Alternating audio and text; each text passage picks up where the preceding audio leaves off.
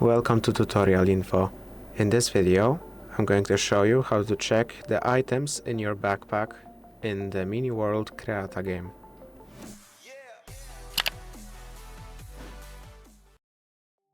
Your backpack is located under More, in here Pack, and here you'll be able to see all of your items.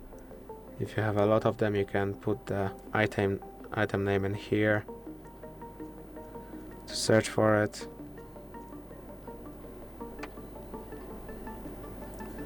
As you can see,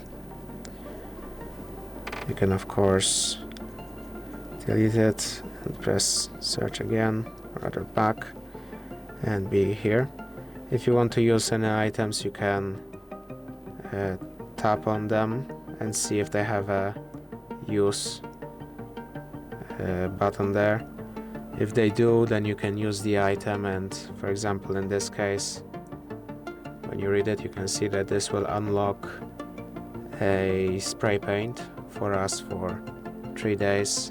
This one unlock a skin, and these are items to do special effects, you could say. You can look through different categories.